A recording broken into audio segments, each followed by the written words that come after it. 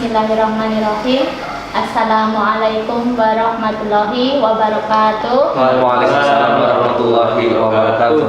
Alhamdulillah, pada kesempatan kali ini merupakan salah satu momen terbaik bagi kami.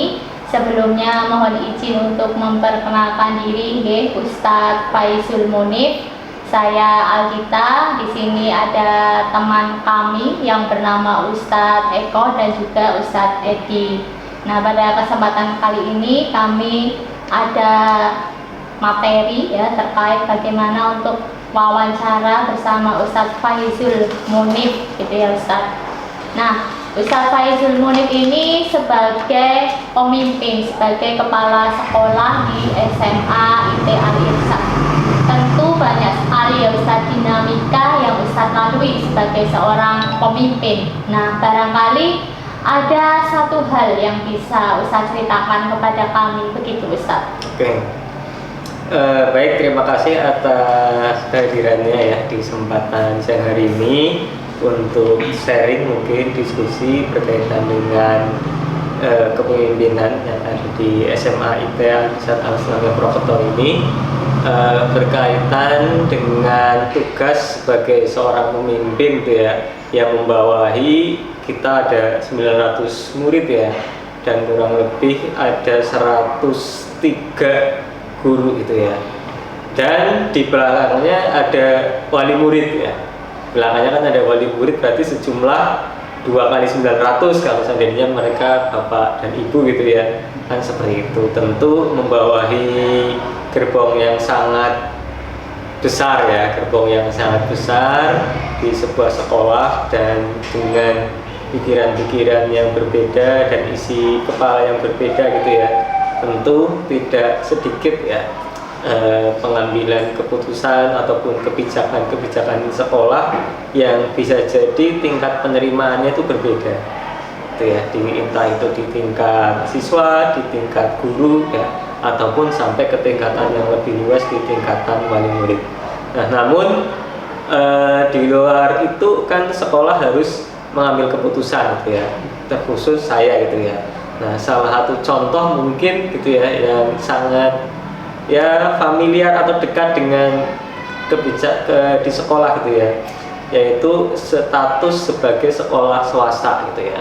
Status sebagai sekolah swasta, di mana di sekolah swasta itu kan diberikan keleluasaan ya, artinya diberikan kebijakan oleh pemerintah dapat memungut pembiayaan, karena kan secara status sekolah swasta tentu nominal bantuan operasional yang diberikan oleh pemerintah kan berbeda dengan yang di negeri, ataupun sekolah itu kan punya apa istilahnya program-program khusus yang membedakan itu dengan sekolah negeri.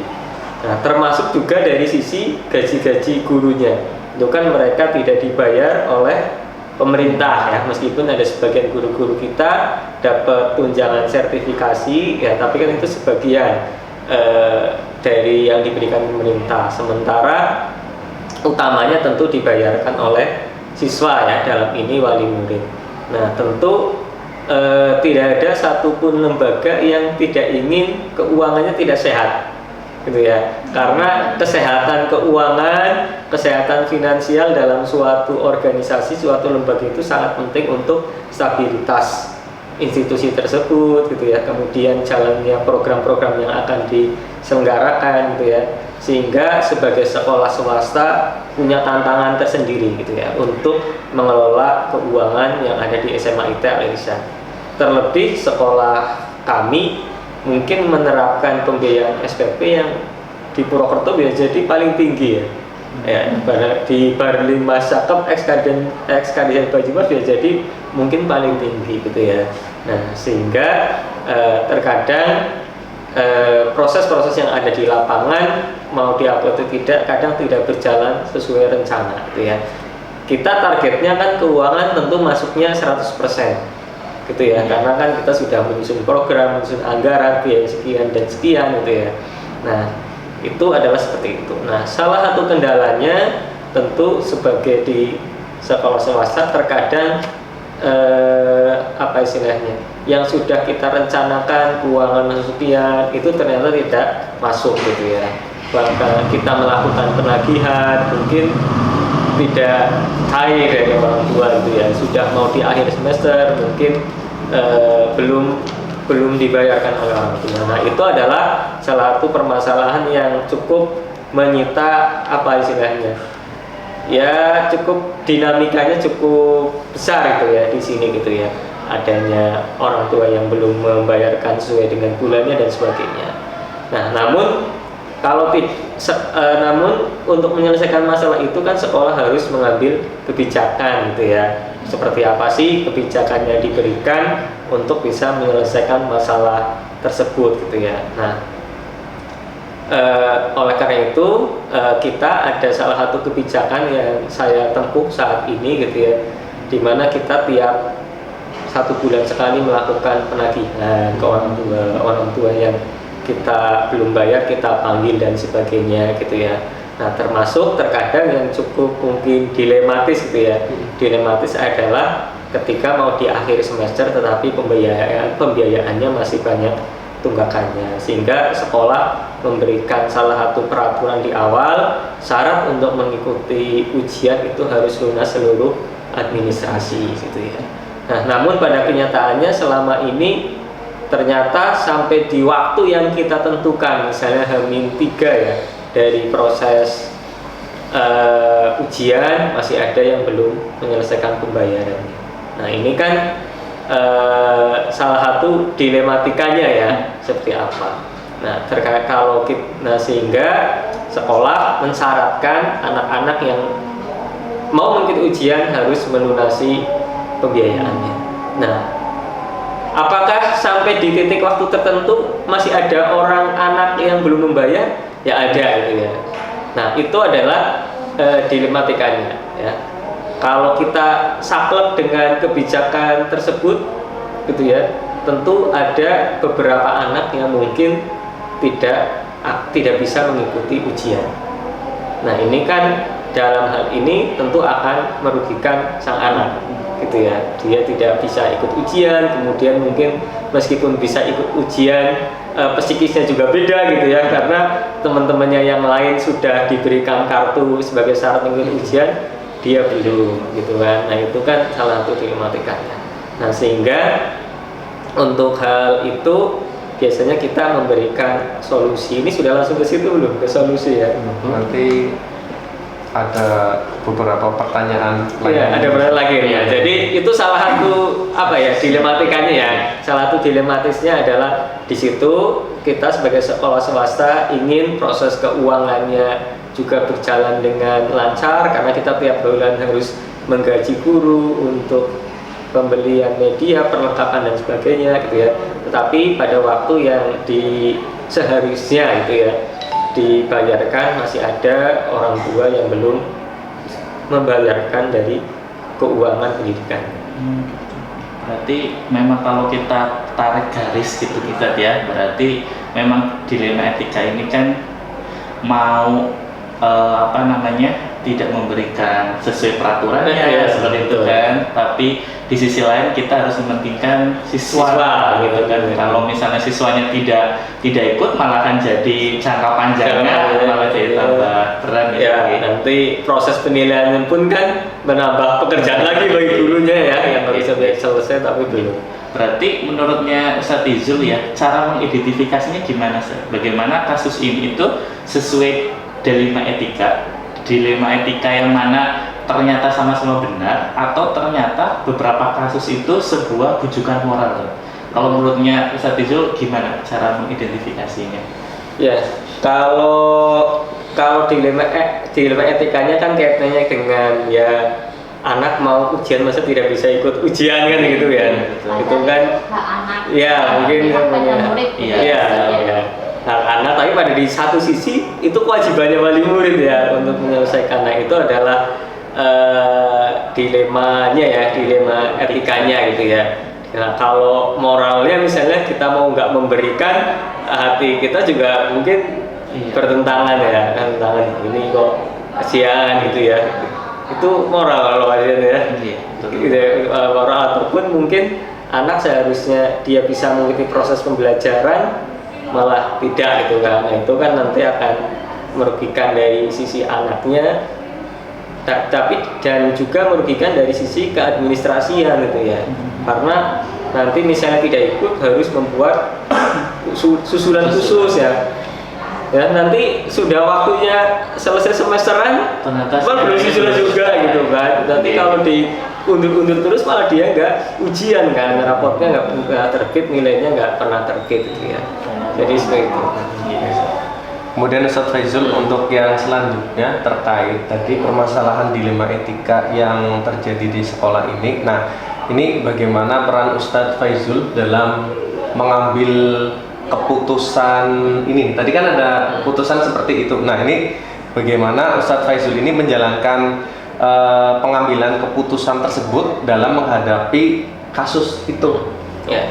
Nah, sebenarnya yang pertama kan kita untuk tujuan preventif dulu ya. Jadi karena kita belajar dari pengalaman dari semester sebelumnya, maka yang pertama kita membuat kebijakan yang preventif. Membuat kebijakan yang preventif, saya itu saat ini tiap tanggal 11 atau 12 setiap bulannya saya mengadakan rapat dengan tim dengan bendahara dan pihak humas. Tujuannya untuk memetakan siapa anak nih yang belum membayar gitu ya, itu kita petakan tiap bulan gitu loh. Sehingga saya saat ini ngalahi ya, dalam tanda kutip, misalkan tiap bulan saya berikan surat informasi penagihan gitu ya, terutama untuk yang tunggakan lumayan besar gitu kan. Nah, saya kan harus mengambil kebijakan itu nanti daripada saya punya dilematis di akhir gitu ya. Nah, sehingga untuk meminimalisir saya melakukan upaya preventif tiap tanggal 11 gitu ya atau 12, karena batas pembayaran kita kan sebenarnya di tanggal 10 gitu ya, 10. Nah, tanggal 11 kita cek pemasukan keuangan sekolah seperti apa, siapa saja yang belum bayar, banyaknya berapa gitu ya. Nanti kita ingatkan gitu ya orang tua gitu ya. Tapi apakah itu dia jadi berhasil, belum tentu juga gitu ya. Nanti mungkin di bulan berikutnya gitu ya. Nah, di bulan berikutnya kita adakan penagihan lagi dan kita undang itu untuk upaya preventifnya yang pertama. Nah, kan dia jadi dari upaya-upaya tersebut ternyata belum masih lolos saringan gitu kan.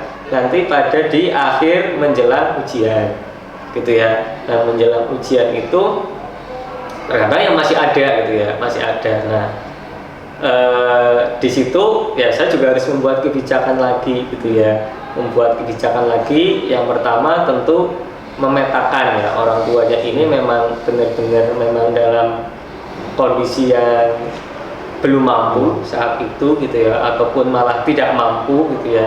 Nah, kalau yang tidak mampu benar-benar gitu ya, terkadang malah contoh orang tua yang tadinya usahanya itu bagus gitu ya, ternyata sekarang itu karena kondisi pandemi dan sebagainya bangkrut, sebangkrut-bangkrutnya mungkin kan ya gitu ya. Kolak ya tadi. Iya, kolak seperti itu ya. Akhirnya sekolah pun memberikan kebijakan berkaitan dengan ada yang diturunkan biayanya gitu ya, ada yang dikurangi dan sebagainya gitu ya. Nah, kalau memang kondisinya sampai sangat ekstrim gitu ya. Tapi kalau kondisinya itu tidak cukup ekstrim ya, biasanya kita memberikan penawaran ke orang tua, silakan yang mampunya dulu berapa gitu ya.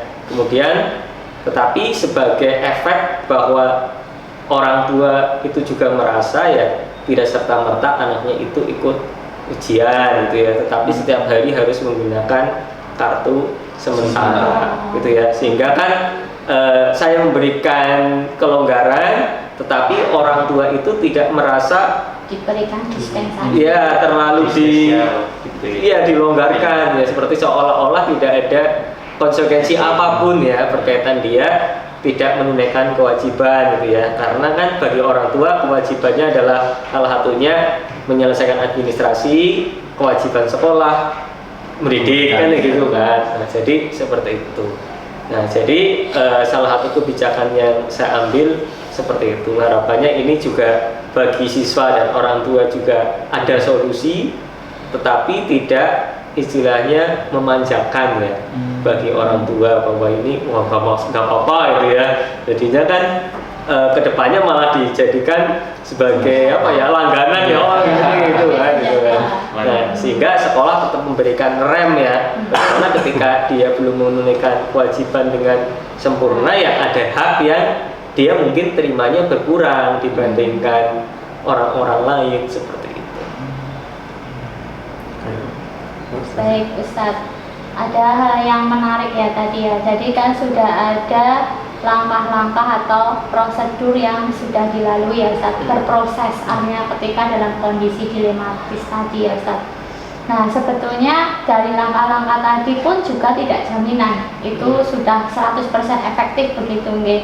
Nah kira-kira apa sih yang menjadi tantangan tersendiri bagi Ustadz Faisul untuk mengambil keputusan tadi?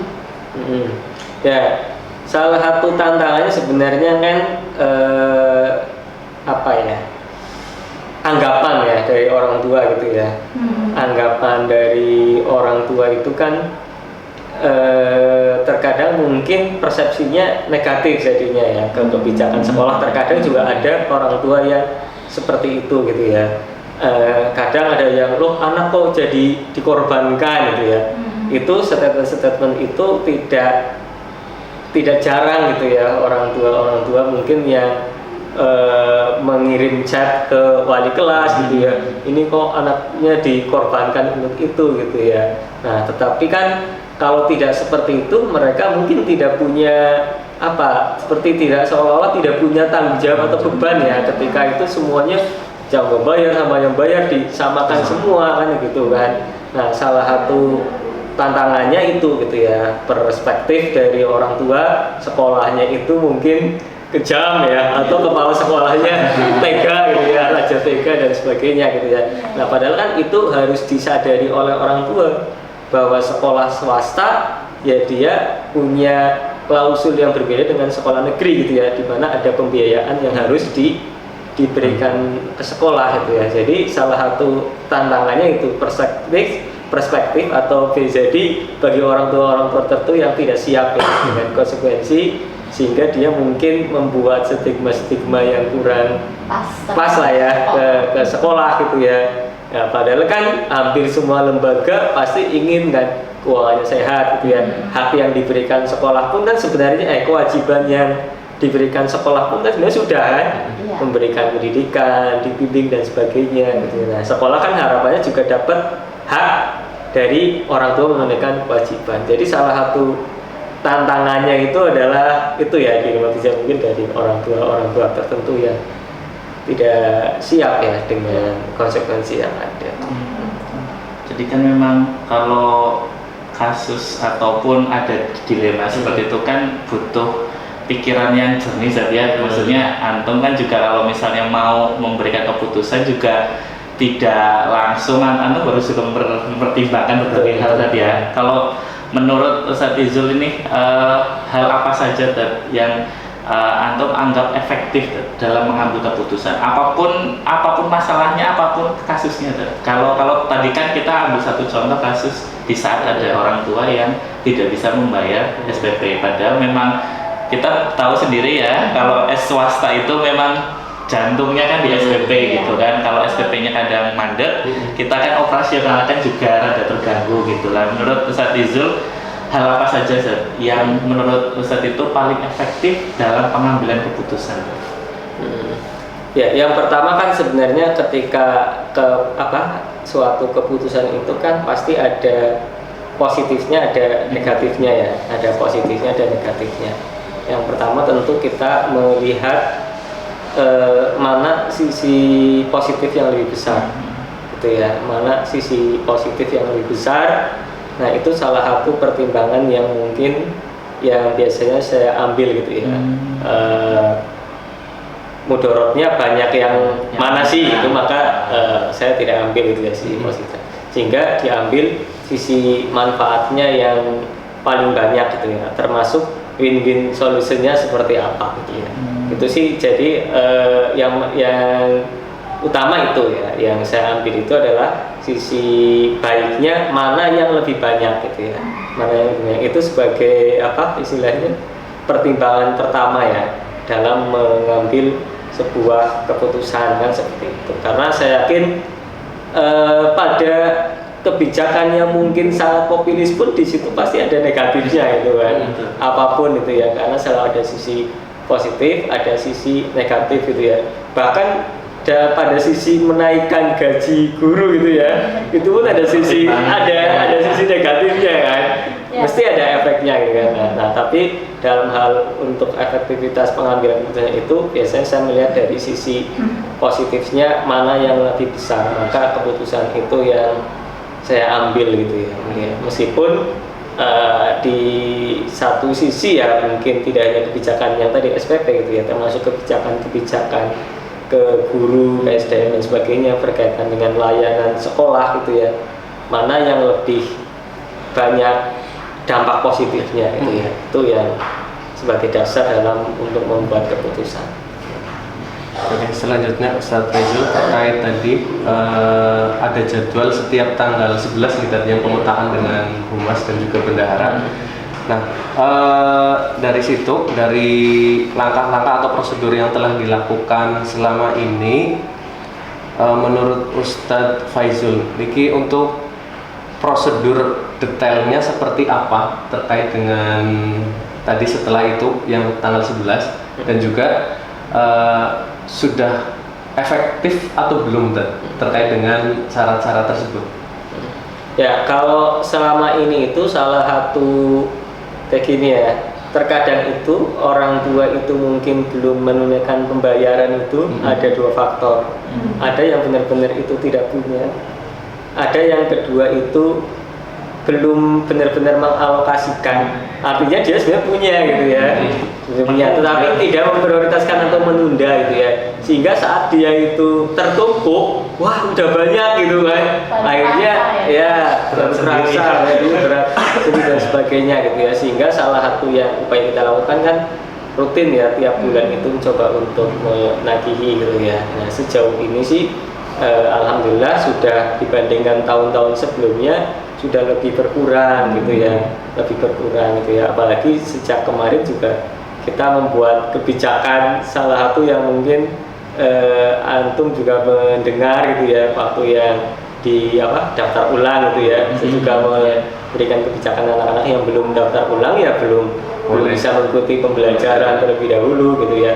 Nah, itu memang sudah cukup efektif ya, orang tua itu banyak yang menunaikan tugasnya, menunaikan kewajibannya, meskipun ada 1-2 yang kita hanya berikan kebijakan gitu ya, karena memang setelah kita lakukan audiensi, kita diskusi, itu memang kondisinya belum memungkinkan. Sejauh ini sih alhamdulillah sudah jalan cukup efektif ya untuk bisa menekan tingkat tunggakan ya di tingkat pembiayaan. Baik, terima kasih Ustadz Faizul. Terus ini Ustadz, sebetulnya adakah gitu ya seseorang atau faktor-faktor yang memudahkan Ustadz Faizul sendiri dalam mengambil keputusan pada kasus-kasus seperti ini Ustadz? Ada maksudnya seseorang atau faktor apa sih yang memudahkan Ustadz memberikan pertimbangan yang pertimbangan ini keputusan ini berat gitu kan, butuh ada masukan atau tidak seperti itu. Ya, yang utama kalau kaitannya dengan secara umum gitu ya, secara umum tentu dalam hal pengambilan keputusan untuk hal-hal yang saya itu mantap ya, untuk hal-hal yang menurut saya itu ini harus jalan gitu ya, karena menurut saya ini saya menganggap orang lain pasti menginginkan hal kebaikan ini gitu ya. Ya, meskipun mungkin ada beberapa orang yang menolak gitu ya, tapi ini bagus untuk kemajuan lembaga, maka terkadang saya tuh tidak minta pendapat, tapi memang langsung saya buat, pokoknya saya akan buat program ini gitu ya, gitu ya, contoh seperti itu. Ya, contoh kan program yang saat ini yang mau berjalan dan sedang mau dijalankan itu di kelas 10 tentang penanaman pendidikan karakter ya, yang di kelas 10 gitu ya, yang sebenarnya sudah SOP-nya sudah lama gitu ya, tapi kadang itu terlewatkan gitu ya, kayak gitu. Nah, itu saya tidak diskusi dengan siapa, pokoknya saya mau ini akan saya jalankan gitu ya. Bahkan akan saya dampingi sendiri gitu kan, seperti itu. Nah, untuk hal-hal yang itu menurut saya orang banyak itu sepakat kalau melihat ini bagus gitu ya, terkadang tapi kan nggak semua mau berikhtiar gitu ya. Nah, itu keputusan-keputusan yang harus saya ambil sendiri. Saya kadang tidak minta pendapat gitu ya, jadi mungkin murni intuisi atau langsung dari ya ini saya lah ya gitu ya. Nah, tapi ada hal-hal lain yang memang itu harus keputusan-keputusan yang mungkin dampaknya akan berdampak ke banyak orang misalnya gitu ya, terutama di tingkatan SDM gitu ya. Seperti kemarin saya kan mengambil keputusan untuk penilaian kinerja SDM. Itu unit lain kan belum mengadakan gitu kan, belum mengadakan penilaian. Maka untuk ini saya melibatkan teman-teman Waka gitu ya, untuk saya mintai masukan berkaitan dengan saya mau mengadakan seperti ini, kira-kira bagaimana ya. Kalau sudah mereka menyatakan pendapat dan setuju, kemudian saya buat draftnya, saya buat indikatornya, saya lemparkan, diskusikan ke teman-teman. Contoh, kalau SDM melakukan A, konsekuensinya apa ya, maka itu saya diskusikan dengan teman-teman. Contoh, ketika tidak melakukan tugas A, apa konsekuensinya, draft saya kayak gini, sepakat apa tidak, atau perendahan atau ketinggian misalnya. Nah, itu saya keluarkan di tingkat manajemen ya. Selain manajemen, saya juga terkadang seringnya untuk beberapa hal kebijakan itu yang kaitan dengan SDM dan siswa, terkadang saya mengundang guru untuk saya ajak diskusi untuk memberikan masukan gitu ya.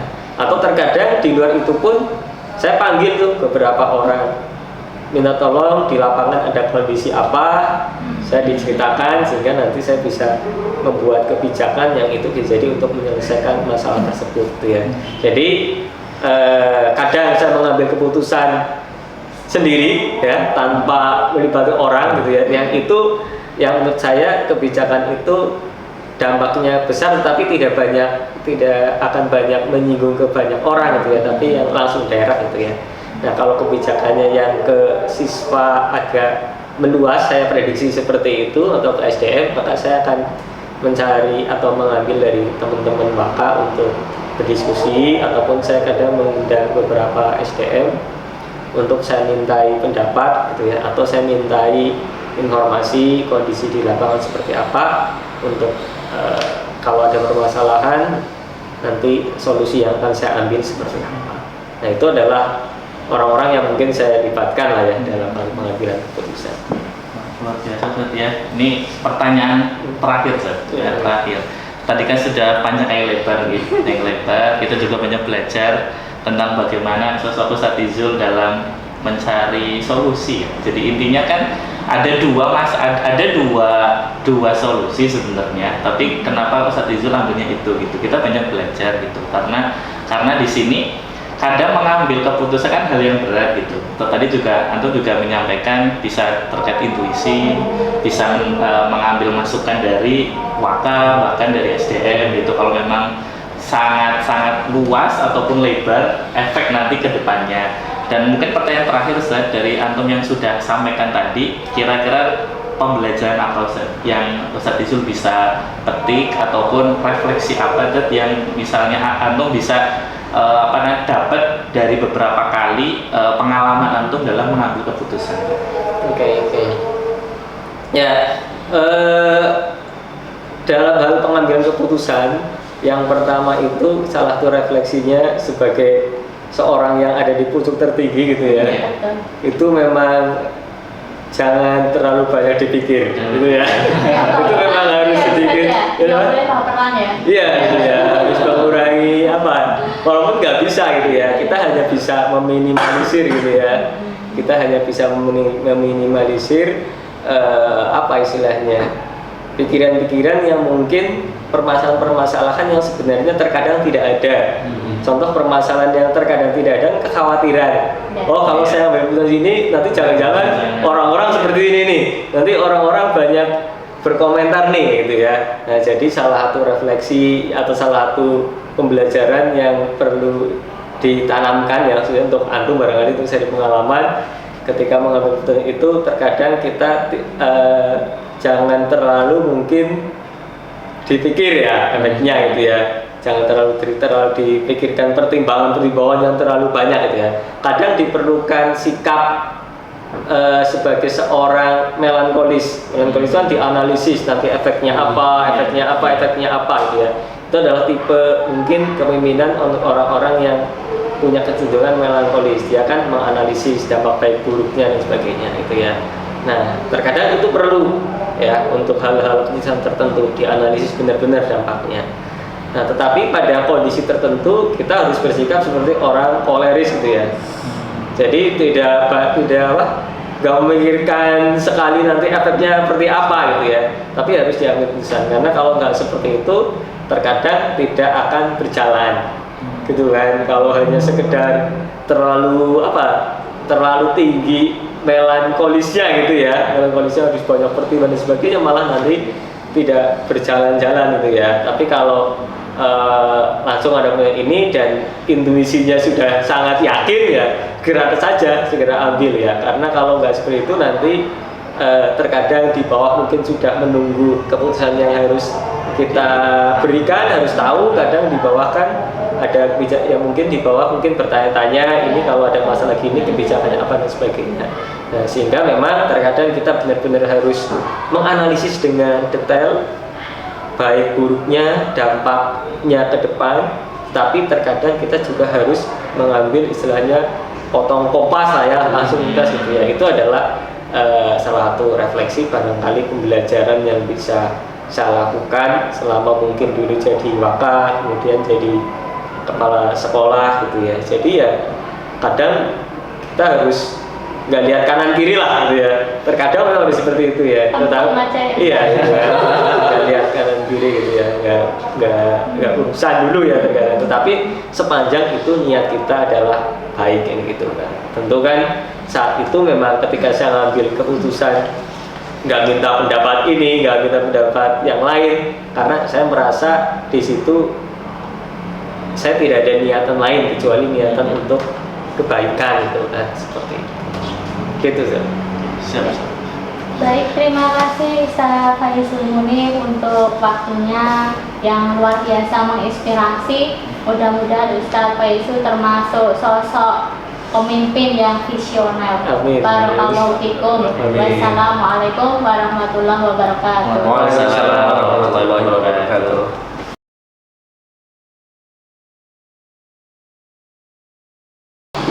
Bismillahirrahmanirrahim. Assalamualaikum warahmatullahi wabarakatuh. Waalaikumsalam warahmatullahi wabarakatuh. Alhamdulillahirabbil alamin wa bihi nasta'in wa la dunya waddin. Asyhadu an la ilaha illallah wahdahu la syarikalah wa asyhadu anna Muhammadan abduhu wa rasuluh alladzi la nabiyya ba'dah.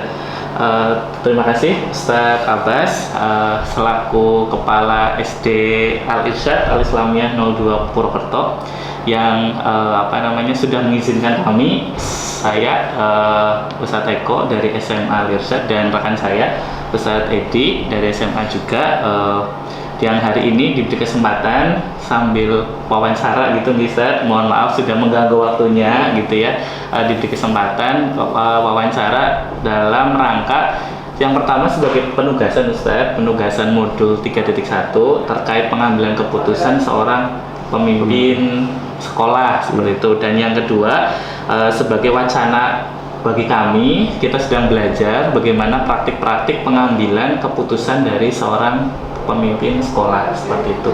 Gimana Ustaz Abbas kabarnya, sehat Ustaz? Alhamdulillah. Alhamdulillah. Jadi seperti ini Ustaz, kita di modul 3.1 kita sedang belajar tentang paradigma, prinsip gitu ya, dan bagaimana langkah-langkah mengambil keputusan seperti itu.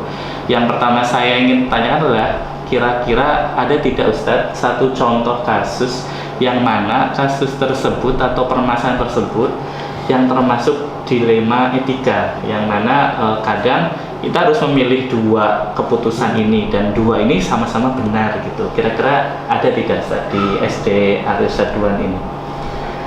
Baik, terima kasih atas waktu dan kesempatan yang diberikan kepada saya untuk siang hari ini untuk sharing ya terkait dengan penugasan tadi dan juga yang untuk menambah pengetahuan kita semuanya terkait dengan tugas saya sebagai kepala sekolah. Untuk kasus terkait dengan D5 etika ya, ini ada ya, bahkan banyak kasus ya. Cuma di kesempatan siang hari ini saya akan menguraikan atau menyampaikan contoh satu kasus dilema etika tersebut, di mana ini sebenarnya tantangan ya buat pihak sekolah untuk bisa menyampaikan ke seluruh siswa dan orang tua terkait dengan penegakan aturan-aturan sekolah. Di tahun pelajaran ini untuk makan siang ini belum ada ketentuan dari LPP, dan untuk makan siang diserahkan ke pihak sekolah. Nah, di sekolah kami untuk makan siang siswa ini dikelola kerjasama dengan komite sekolah, di mana komite sekolah ini yang berperan lebih dalam ya, atau lebih banyak terkait pengaturan catering atau makan siang siswa. Nah, untuk makan siang siswa ini ada dua pilihan untuk wali murid. Yang pertama, mengikuti catering sekolah. Tujuannya adalah supaya lebih mudah dikontrol ya, dan juga tidak mengganggu kegiatan belajar mengajar. Kalau misalnya tidak ada aturan tersebut, nanti sekolah kita rame ya dengan banyaknya mungkin jasa pengantaran dan sebagainya. Terus pengantarannya juga seenaknya sendiri, mungkin pagi, siang, sore dan sebagainya gitu. Sehingga kita sepakati untuk membuat kebijakan yang pertama tadi, yaitu siswa dihimbau untuk mengikuti catering sekolah.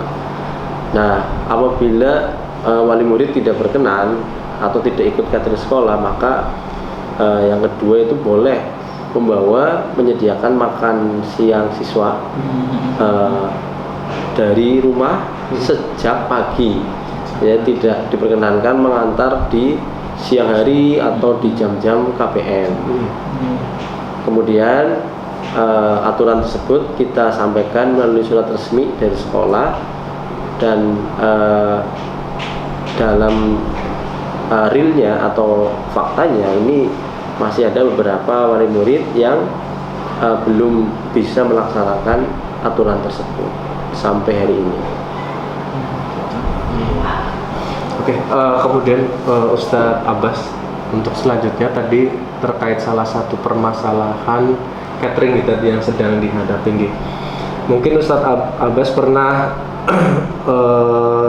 menghadapi kasus-kasus yang lain juga. Nah, ini bagaimana Ustadz Abbas ini bisa mengidentifikasi bahwa itu tuh merupakan sebuah dilema etika atau bukan? Kalau di sini bujukan moral ya Ustadz Eko. Kalau bujukan moral itu terkait sudut pandang dari diri kita sendiri ataupun sudut pandang dari orang lain. Jadi kalau misalnya orang lain kebanyakan menganggap itu benar, berarti terkadang itu termasuk bujukan moral. Tapi kalau misalnya orang lain menganggap semuanya salah gitu, padahal aslinya benar gitu, berarti itu juga termasuk bujukan moral gitu. Jadi kalau mengidentifikasinya gimana sih? Baik, cara mengidentifikasi sebuah kasus tadi ya, atau permasalahan itu, yang pertama kita melihat kondisi ya, melihat kondisi di lapangan gitu ya, identifikasi. Jadi kita telisik apakah itu karena kesengajaan itu, kesengajaan misalnya tadi sebenarnya dia tahu aturannya, cuma iseng lah ya, iseng ya, udah nggak ada rasa ya malu, rasa khawatir dengan teguran sekolah. Itu bahkan sering ya mungkin sudah hilang rasa malunya itu, dibolak-balik ditegur, diingatkan satpam, besok disiapkan dari pagi, besok diantar lagi gitu. Nah, itu kan, nah itu mungkin ya tadi dari orang tuanya yang mungkin tadi nggak mentaati aturan atau dia ingin seenaknya sendiri dan sebagainya. Itu melihat kondisi ya. Kemudian terus juga kita melihat laporan-laporan misalnya dari wali kelas ya. Kemudian kita juga menanyakan ke siswa ini sebenarnya mungkin perintah siapa gitu, atau dari siapa nih yang memerintahkan atau berinisiatif untuk melakukan itu ya itu. Karena kan dari sekolah tidak kurang-kurang setiap hari wali kelas pasti menegur itu. Ketika ada yang tidak sesuai ya kita tegur gitu. Tapi lagi-lagi kita nggak tahu apakah orang tuanya atau siswanya tidak menyampaikan mungkin nasihat dari sekolah atau peringatan dari sekolah atau seperti apa. Biasanya seperti itu yang kita lakukan ketika menghadapi sebuah kasus atau permasalahan yang ada di sekolah. Pernah nggak Ustaz, misalnya di WA antum gitu, contohnya dari wali murid, Ustaz, Afan saya nganter aja lah gitu, karena nggak bisa pagi, saya antarnya siang aja boleh atau tidak? Padahal si wali murid ini ternyata punya kedudukan, punya sesuatu yang spesial gitu, contohnya Ustaz. Nah, kira-kira ada nggak yang seperti itu? Terus bagaimana sikap antum Ustaz dalam menanggapi ini untuk mengambil suatu keputusan yang memang harusnya itu keputusan yang memang bernilai etika. Dinilai etika, tapi ternyata dibalikkan dengan WA itu menjadi moral gitu. Kira-kira apa yang kalau WA itu tidak pernah, justru langsung ke sekolah. Ketemu dengan saya audiensi dengan orang tua tersebut, dan saya minta alasannya atau mungkin diceritakan lah kenapa tidak bisa sesuai dengan aturan sekolah. Ya beliau menyampaikan misalnya anaknya itu tidak suka dengan catering dari sekolah di luar itu karena ya mungkin rasanya, kemudian penyajiannya dan sebagainya. Kemudian yang kedua memang saya telisik dari kelas 1 pun awal masuk itu sudah menolak catering dari LPP itu. Jadi ya pokoknya saya masak sendiri gitu. Saya mau bayar catering kan udah masuk OKP, tapi saya bawa sendiri. Nah itu yang makan itu bawa pulang gitu. Saya seperti itu, jadi saya di sini saya ngobrol, terus sikap saya tetap saya konsisten. Jadi konsisten saya menyampaikan aturan sekolah dan itu sudah disepakati oleh pihak sekolah maupun komite, dan harapannya tetap melaksanakan aturan itu, diatur silahkan. Ya misalnya saya beri kesempatan, kita beri toleransi lah gitulah sampai mungkin seminggu 2 minggu untuk peralihannya, dan anak juga kita panggil ya, kita jelaskan, dan ya alhamdulillah hari ini sudah berjalan sesuai dengan aturan sekolah. Jadi kalau tadi kan suatu keputusan itu yang antum ambilkan juga tidak serta-merta itu langsung keluar gitu kan, pasti ada beberapa pertimbangan gitu kan. Kira-kira langkah-langkah atau prosedur seperti apa Ustaz? Jadi bukan hanya kasus yang hanya di catering aja, pasti banyak kasusnya juga. Kira-kira langkah atau prosedur apa saja Ustaz yang biasa antum ambil di saat antum mengalami dilema etika yang seperti ini? Baik. Yang pertama ketika ada sebuah kasus tadi ya, yang pertama adalah saya kumpulkan tim manajemen sekolah.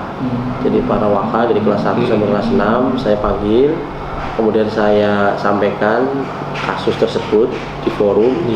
Kemudian saya minta tanggapan atau konfirmasi apakah kasus itu benar ya, atau isu atau hoax lah di wali murid ya. Contohnya dulu pas zaman COVID.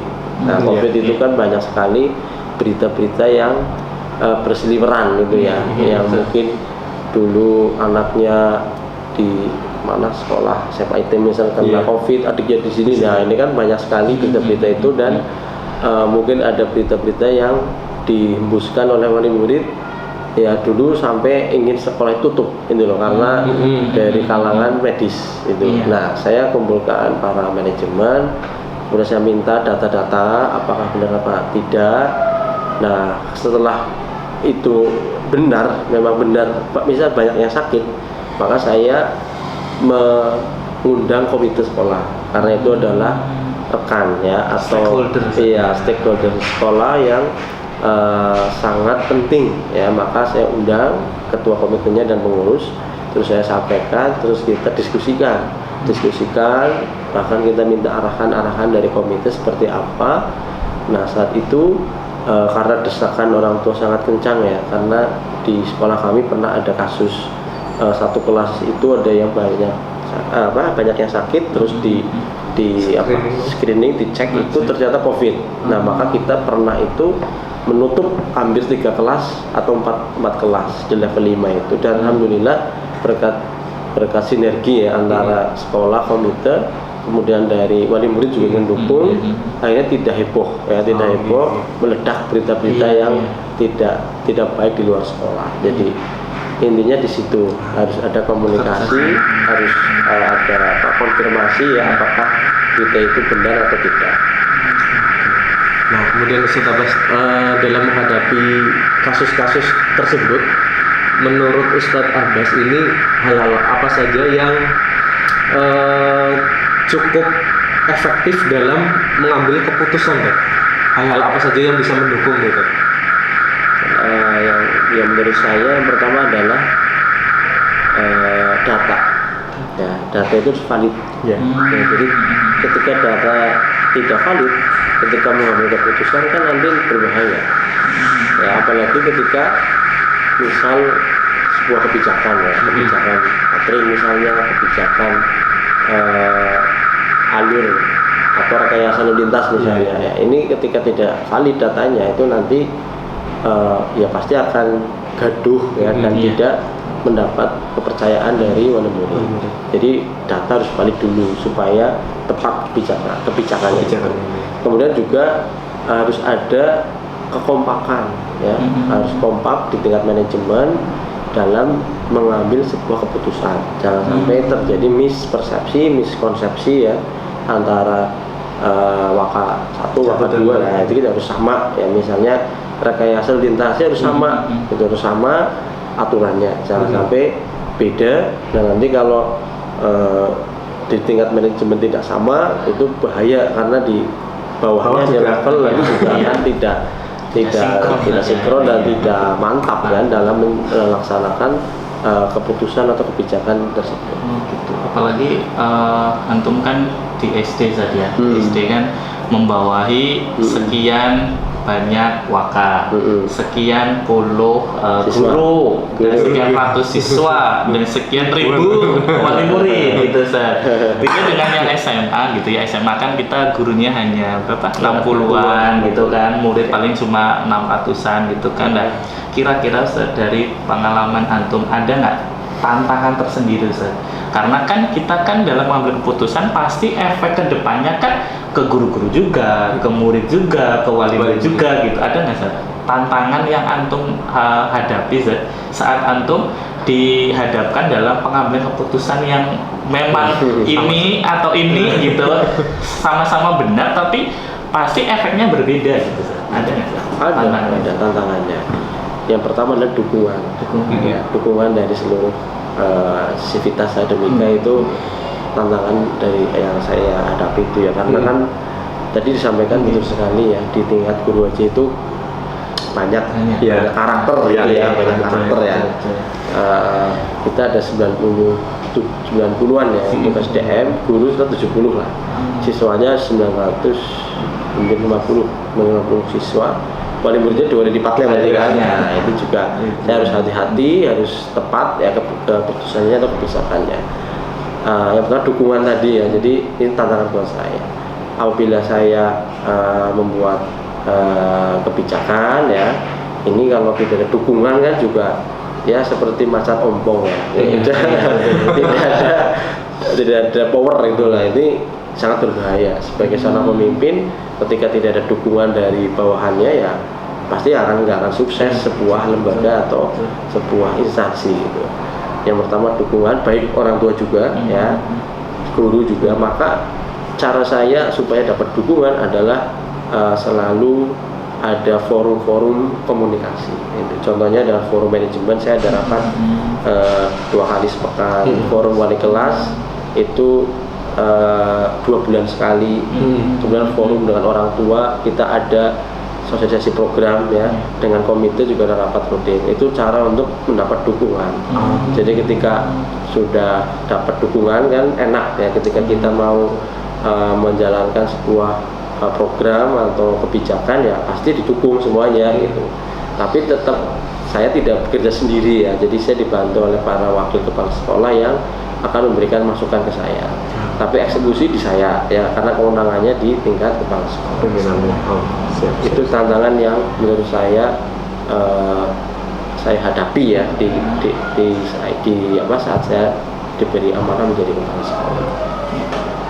Kemudian selanjutnya Ustaz, terkait dengan tadi beberapa permasalahan, ada jadwal tertentu tidak dalam sebuah penyelesaian dilema etika. Apakah misal kasus catering di bulan ini sudah selesai, kemungkinan bisa ada kasus lagi atau memang sudah clear nih? Baik. Untuk sebuah kasus kita selalu ada evaluasi.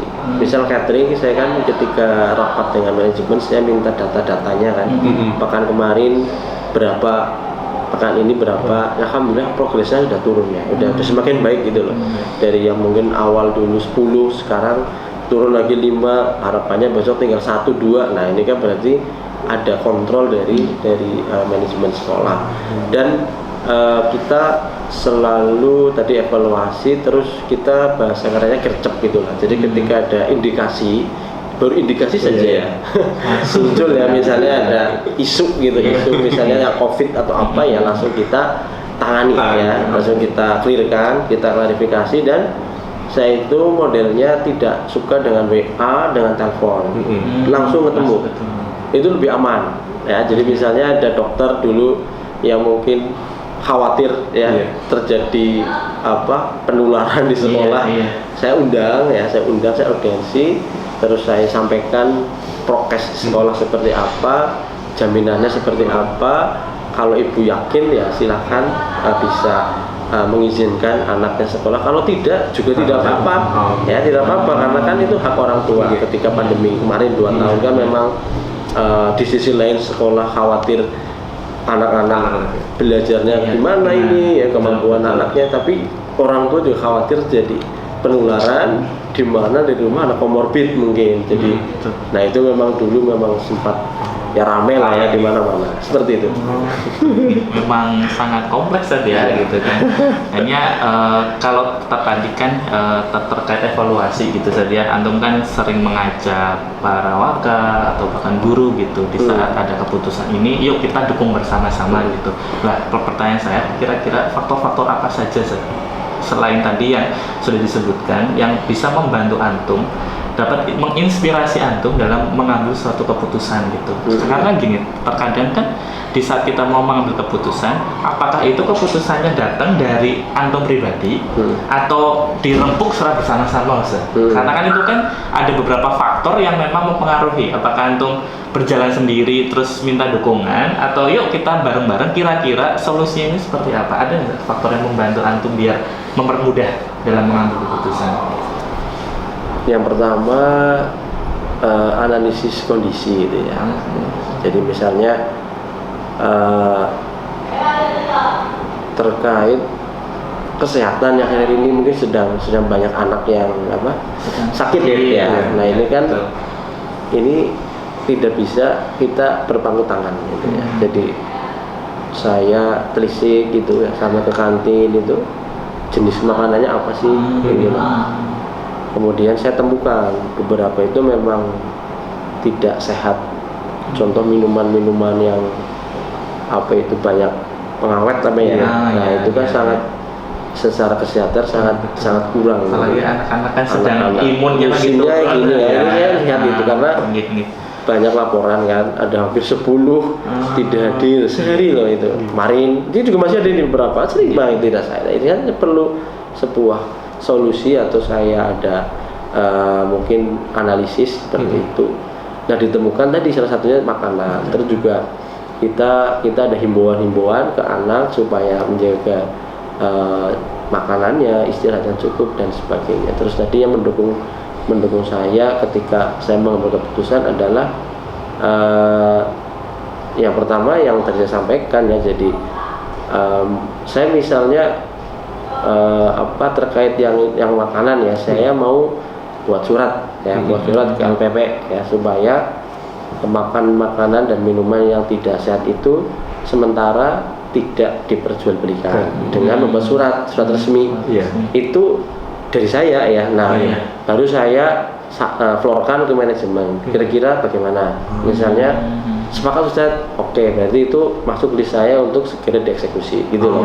Jadi karena kan secara kepegawaian, secara struktural memang keputusan di kepala sekolah ya. Cuma kan saya butuh saran. Tadi misalnya kan, misalnya bikin surat, kemudian himbauan ya, baik secara langsung siswa atau flyer atau apalah ya, general itu kita sampaikan terkait kondisi saat ini. Itu misalnya, itu mempermudah saya dalam mengambil keputusan dan pasti kuat itu karena sudah dapat dukungan dari tingkat manajemen sekolah. Kemudian Ustaz, pertanyaan terakhir. Ini ada pepatah Ustaz bahwa pengalaman adalah guru yang paling baik nih. Iya, betul. Dari permasalahan atau kasus-kasus yang pernah Ustaz Abbas hadapi selama menjadi pemimpin kita di sekolah ini, pelajaran apa saja yang bisa Ustaz Abbas ambil? Baik, yang pertama adalah terkait akhlak. Jadi seorang pemimpin itu harus berakhlak. Ya karena semua pasti melihat, baik itu ucapan, tindakan ya, kemudian misalnya dari pakaiannya, dari kerapihan itu akan dicontoh bahasanya itu. Bahkan bisa juga nanti ketika kita menghimbau siswa, guru untuk disiplin, kita tidak disiplin, nah itu pasti akan menjadi catatan negatif untuk seorang pemimpin. Itu pengalaman saya. Jadi saya harus hati-hati dengan berbagai macam persoalan ya. Jadi satu selesai nanti ada lagi ya. Nah, ini memang harus stabil ya kondisi mentalnya itu, karena kadang ditekan juga dari atas ya, di samping ya, dari bawah. Itu memang harus pintar-pintar lah mengendalikan emosi, karena kalau tidak emosi ya bahaya itu ketika meluap-luap, ketika misal ada suatu permasalahan ketika tidak bisa dihadapi dengan tenang, kemudian emosional, dia mungkin bertindak yang tidak semestinya, itu bahaya buat lembaganya gitu.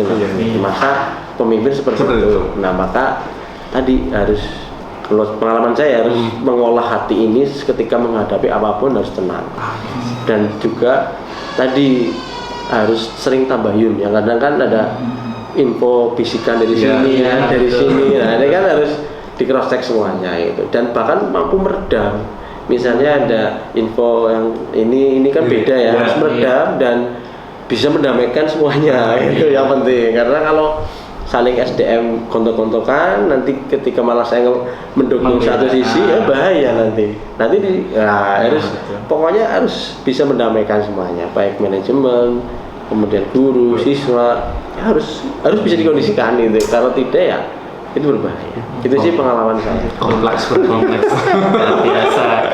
Ini kalau di modul 1.1 itu pakai sistem among saja. Sistem amongnya itu gimana ini? Ingat langsung tuh lodo, ing madya bangun tuturi ya. Insyaallah. Alhamdulillah Ustaz, terima kasih sudah sharing, berbagi tentang pengalamannya antum menghadapi beberapa kasus yang mana terkadang seorang pemimpin itu harus tegas, satu sisi itu harus melihat banyak faktor, di satu sisi juga kita juga harus saling bersinergi gitu Ustaz, dengan guru, dengan wakil, dengan orang tua, dengan murid gitu, dengan siapapun juga. Terima kasih Ustaz atas ilmu yang sudah diberikan di siang hari ini. Insya Allah akan jadi insight besar buat kita, yang mana sebenarnya lebih dari penugasan guru penggerak sebenarnya, tapi memang kita sedang banyak belajar bagaimana seorang pemimpin juga, kita juga sebagai pemimpin pembelajaran gitu ya di kelas gitu. Di saat murid ada masalah yang benar yang mana, kita kan juga butuh membuat keputusan seperti itu. Insya Allah akan jadi berkah untuk kita semua. Itu aja dari kami berdua Ustaz. Terima kasih sudah meluangkan waktu. Lumayan berapa menit tadi? Lumayan lama ya, 30 menit. Saya tutup dan saya cukupkan dengan lafal Alhamdulillahirrahmanirrahim. Subhanakallahumma wa bihamdika asyhadu an la ilaha illa anta astaghfiruka wa Terima atubu kasih ilaik. Ustaz. Assalamualaikum warahmatullahi wabarakatuh. Waalaikumsalam warahmatullahi wabarakatuh. Sukses.